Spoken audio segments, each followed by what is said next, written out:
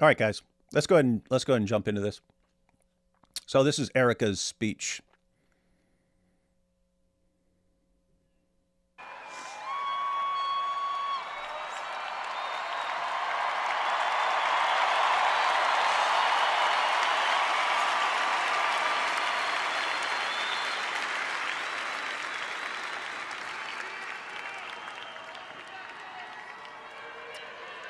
Hello. God bless all of you for coming here from all over the world to honor and celebrate my Charlie.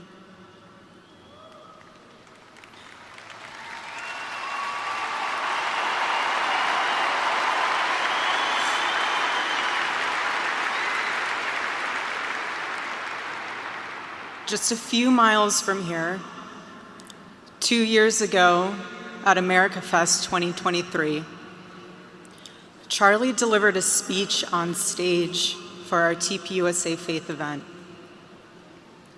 Charlie loves speaking off the cuff. He was very good at that, without a script. So I personally didn't know what he was going to say. And what he chose to speak about that day was his submission to the will of God. He quoted one of his favorite Bible verses, Isaiah chapter 6, verse 8. "Here I am, Lord. Send me." After Charlie finished, I met him backstage, and I spoke to him, and I'll never forget this. I said, "Charlie, baby, please talk to me next time before you say that statement." Because when you say something like that, there is so much power in that verse. When you say, "Here I am, Lord, use me," God will take you up on that. And he did with Charlie.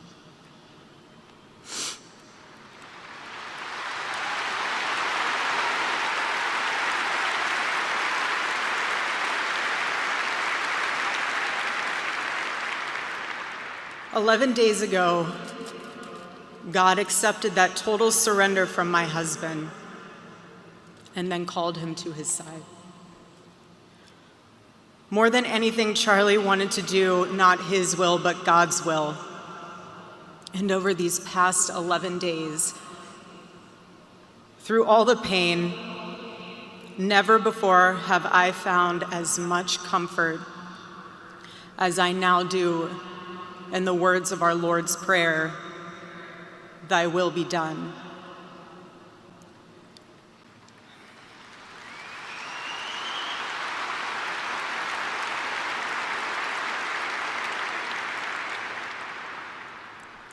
God's love was revealed to me on the very day my husband was murdered.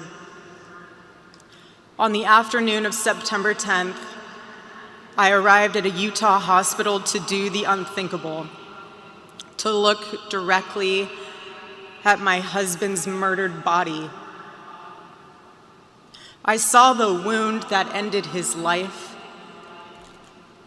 I felt everything you would expect to feel. I felt shock. I felt horror, and a level of heartache that I didn't even know existed. But there was something else too. Even in death, I could see the man that I love. I saw the one single gray hair on the side of his head, which I never told him about. Now he knows. Sorry, baby, I'm telling you now, but never told him. Didn't want to. I also saw this. I also saw on his lips the faintest smile. And that told me something important. It revealed to me a great mercy from God in this tragedy.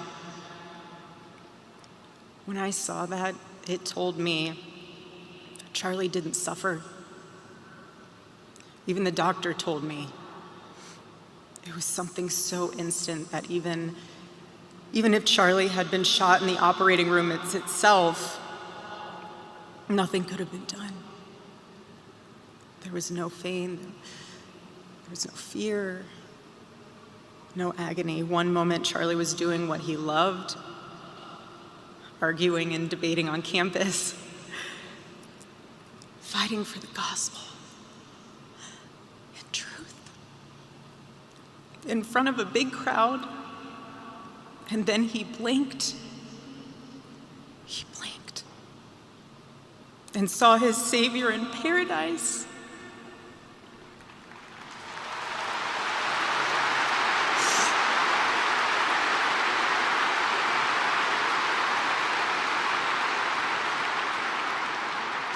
And all the heavenly mysteries were revealed to him. God's love continued to be revealed to me in the days that followed. The next day on the tarmac in Air Force Two, I confronted Usha Vance, precious woman.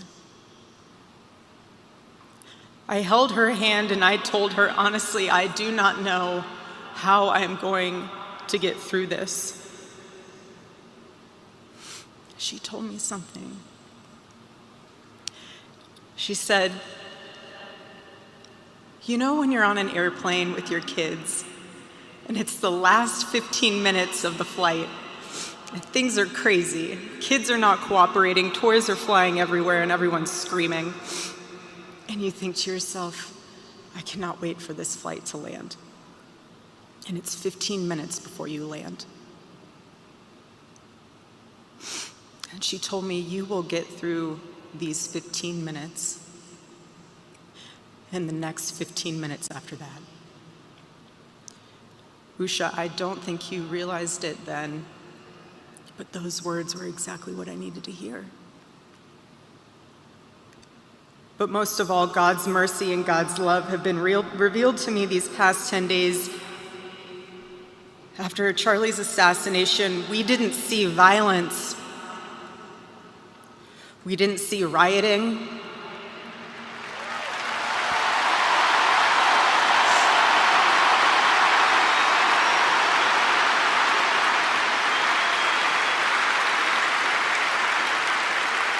We didn't see revolution.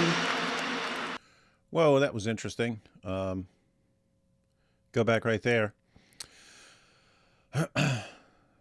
So that's Mr. Kennedy there. And beside him is his wife, who's an actress, and she's been under massive pressure because she's an actress to dump that guy. So it's interesting that, like, I didn't know what happened. I saw when he was endorsing Trump, she was talking about how she could continue being with him and so on. So I didn't know what happened after that, but it's interesting she's still there. We didn't see revolution. Instead, we saw what my husband always prayed he would see in this country. We saw revival. I'm backing that up because that is an important, I interrupted a really important point because I didn't know they were still together, so I actually mentioned that. You realized it then, but those words were exactly what I needed to hear. And so a really important point that I interrupted here, so I took it back, and I will not interrupt it this time. But most of all, God's mercy and God's love have been revealed to me these past 10 days. After Charlie's assassination, we didn't see violence. We didn't see rioting.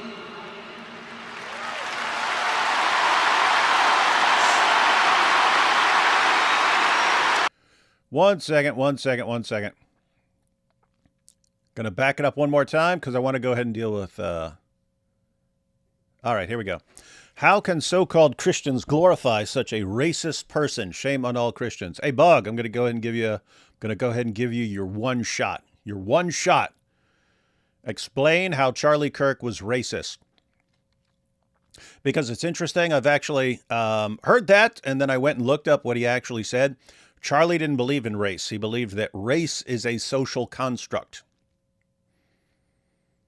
And guess what? He's right. Right? Like there are obvious differences between people. Some people are lighter, some people are darker, and so on. But how we lump people together, that's kind of on us, right? I mean, we could lump people together based on how tall they are, how what their weight is, how attractive they are, what their IQ is. We could lump people together based on almost anything. We lump people together based on collections of features. But Charlie didn't believe he just believed that that's what we do. We lump people together based on these features, and it's not real. It's something we're kind of making up. We're making up how we lump people together. And so you just said that he's a racist. Give us your best evidence. Give us your best evidence of him being a racist. I'm being nice because we're trying to watch a man's wife after he's been assassinated. We're trying to check out the speech, and you're in the chat saying he's a racist. Oh, shame on Christians. He's a racist. I've not seen any evidence at all that he's a racist. And every time someone has said that he's a racist and tried to give evidence, and I go and look up what he actually said, it's not what he actually said. What they're saying is not what he said. So go ahead. I'm giving you your opportunity. Get one shot. I'm just going to have to block you. Guys, am I not, if Charlie's a racist, dang it, I want to know it. So I'm giving Bog, who claimed that he's a racist, the opportunity to show that he's a racist. Obviously, if Bog is here calling someone a racist and telling us shame on us, Bog must be aware of powerful evidence that shows that this man was a racist. So just giving the opportunity.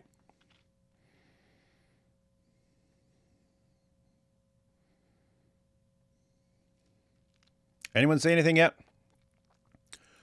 I'll wait about another 15 seconds, and then I'm just going to block Bog because I don't want Bog coming back 30 minutes from now and spamming again.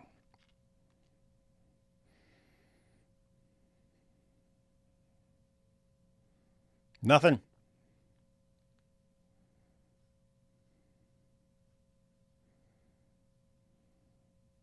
Did we get a response from Bog? Nothing from Bog. Isn't that like extremely slimy? Like, oh, how can you support Charlie? He's a racist. Okay, tell us how he's a racist. Silence. Crickets. All right. All right, Bog, you just got banned. That's on you, though. You had one shot. You failed. And you're failing at life. So better luck next time. All right. Then. Now, this is the third time trying to go through this without interruption. All right. I'm not going to look at it. I'm not going to look at the chat. I'm not going to look at anything. But those words were exactly what I needed to hear. But most of all, God's mercy and God's love have been revealed to me these past 10 days. After Charlie's assassination, we didn't see violence. We didn't see rioting.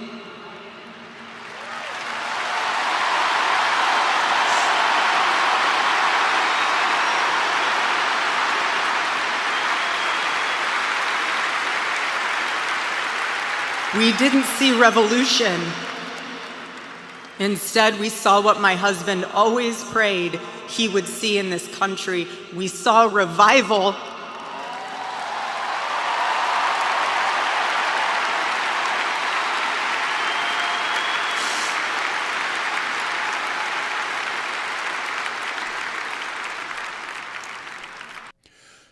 Catch that, everyone? Wasn't guy got shot. Guy got murdered. and you didn't see people burning cities to the ground, going around killing people. There was not a destructive force. What you saw was, as she just pointed out, you saw revival. You saw tons of people, and I've seen tons of people in the comments, like just on X and on YouTube and so on, talking about going to church for the first time in their lives, or going to church in the first time in decades and so on, all after this. And we pointed this out. I pointed this out in a different live stream, but you basically have two main forces at work in society, and it's a lot of different groups, but two main forces in society. You have forces that are trying to preserve and restore and rebuild and so on. And you have forces that are trying to tear everything down because they want to replace it with something else. The forces that are trying to tear stuff down because they want to replace it with something else, that's communists, socialists, Islamists, right? They want to rip it down and replace it with something else, a communist state, an Islamic state. And so when something happens, when someone dies, when someone's killed, then they see it as an opportunity. Let's get everyone riled up and start tearing stuff down. Let's add to the chaos and rip everything apart, because that's what their goal ultimately is. And you have other forces that are saying, no, we need to preserve what is good and what works, and we need to restore what was working and that we got rid of. We need to rebuild things that have been torn down and so on. And so when someone from that side dies, then the tendency is it goes towards revival. That's what it is, because people are like, we have to keep what this person, we have to keep up this person's work. And if this person wanted revival, then by golly, we're going to have a revival. This past week, we saw people open a Bible for the first time in a decade. We saw people pray for the first time since they were children. She's saying what I just said. We saw people go to a church service for the first time in their entire lives.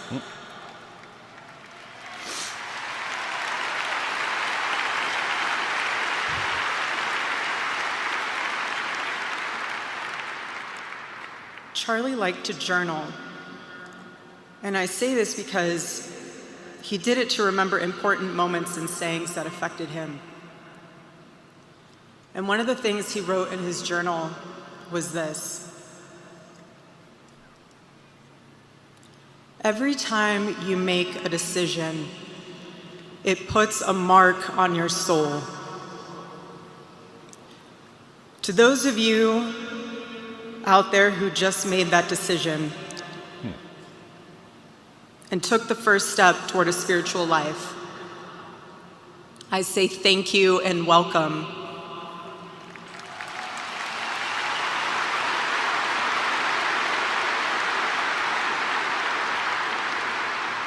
One day I hope you look back and realize it was the most important decision of your life, because it is. All of you who are already believers, it is your job to shepherd these people. Do not take that lightly. Water the seed of their faith. Protect it and help it grow. Every day as Charlie rode into the office, he would go through his contact list.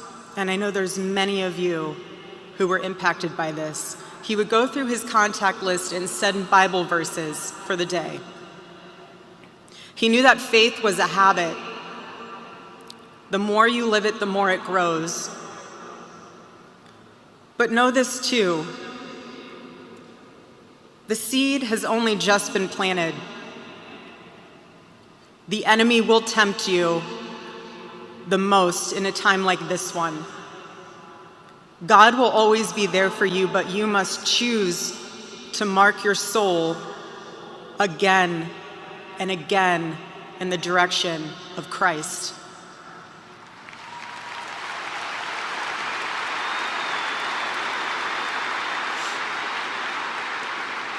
pray again, read the Bible again, go to church next Sunday, and the Sunday after that, and break free from the temptations and shackles of this world.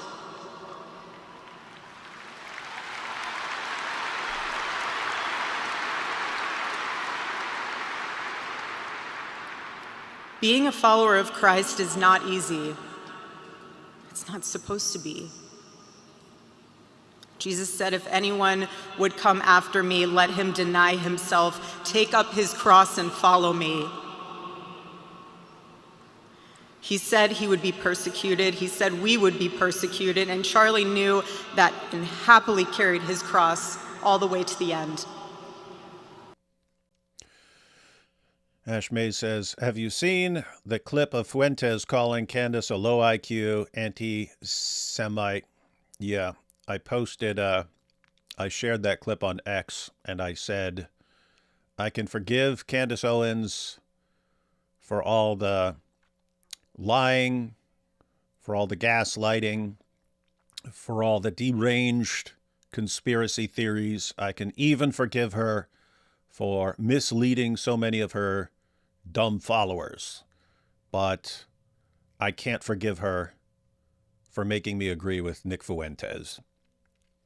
Sat there and watched that clip, and it was Nick, and he was just completely right in what he was saying about Candace. It was really, really weird. Normally I'm hearing Nick, and it's like, oh my goodness, what is this? I mean, to be fair, I don't watch like his whole shows. I watch clips that circulate. They're usually him saying some pretty disgusting stuff and so on. So the fact that I was like, wow, he's right on the money on this one was really, really, really, really weird. So yeah. But anyway, that is interesting. I mean, when you had you also had, what's that guy's name? Dave something? Not Dave Rubin. Dave Smith. Dave Smith was blasting it away at all the insane conspiracy theories as well. And I'm sitting there thinking, wow, if Dave Smith and Nick Fuentes are saying Candace has gone off the deep end on Israel, it's like you seriously, Candace, need to be rethinking things if they're the guys who are saying you've lost it. Weird stuff. Weird, wild stuff. And I want all of you to know, while Charlie died far too early, he was also ready to die. There was nothing he was putting off. There was nothing that was too hard or too painful, or nothing that he just felt like he didn't want to do it. He left this world without regrets. He did 100% of what he could every day. But I want you to know something.